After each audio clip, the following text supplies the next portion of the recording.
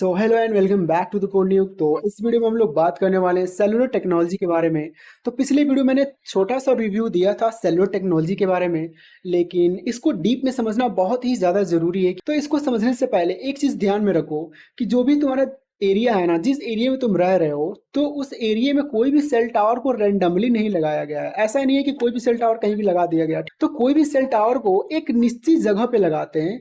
जैसे कि ऐसा समझो कि तुम्हारे जो एरिया है ना, एरिया को हेक्सागोनल शेप में डिवाइड किया गया है। तुम्हारे सारे एरिया को हेक्सागोनल शेप में डिवाइड करने के बाद सभी हेक्सागोनल शेप में एक सेल टावर को लगा दिया गया है। तो ऐसा समझो कि ये तुम्हारा एरिया है, तुम्हारे घर के आजू बाजू का पूरा एरिया है, और उस जहां सेल टावर लगा है ना, तो पूरे ऐसे एरिया में उस एरिया को डिवाइड किया गया है, और वो तुम्हारे मतलब यहाँ बीचों बीच में ना सेल टावर को लगाया गया है। जैसे दूसरा एरिया है, दूसरे एरिया के बीच में बीचों बीच में सेल टावर लगाया गया है, ताकि ये जो सारा एरिया है ना, जितना भी सारा एरिया है, सारा एरिया कवर हो जाए और एक एक कोने कोने तक इंटरनेट पहुंच जाए। और इसी टेक्नोलॉजी को ना हम लोग कहते हैं कि सेलुलर टेक्नोलॉजी। तो चलो इसको डीप में समझते हैं कि ये क्या होता है। Cellular technology is the backbone of the modern mobile communication system. It enables your mobile phones to connect wirelessly to other phones and the internet through vast network of cell tower.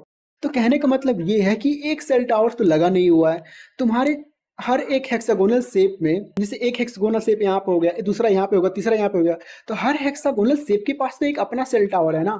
तो यहाँ पे बहुत ही ज्यादा large quantity में cell tower को implement किया है, और उसी सेल टावर का यूज करके जो भी तुम एक दूसरे फोन से तुम बात करते हो, सिर्फ उसी सेल टावर का यूज करके तुम एक दूसरे से अच्छी तरीके से बात कर पाते हो बिना रुके, नॉन स्टॉप। तो इसीलिए इसको बैकबोन ऑफ द इंटरनेट भी कहा गया है, क्योंकि अगर ये नहीं होगा तो तुम किसी से बात नहीं कर पाओगे, या फिर कोई भी तुम सोशल मीडिया पे वीडियो देखते हो और एकदम फास्ट में एकदम वीडियो को डाउनलोड कर लेते हो, वीडियो को देख पाते हो, लोड कर पाते हो, तो वैसा पॉसिबल नहीं होगा सेलुलर टेक्नोलॉजी अगर नहीं होगा। तो आई थिंक तुम्हें समझ में आया होगा कि ये कितना ज़्यादा इंपॉर्टेंट है।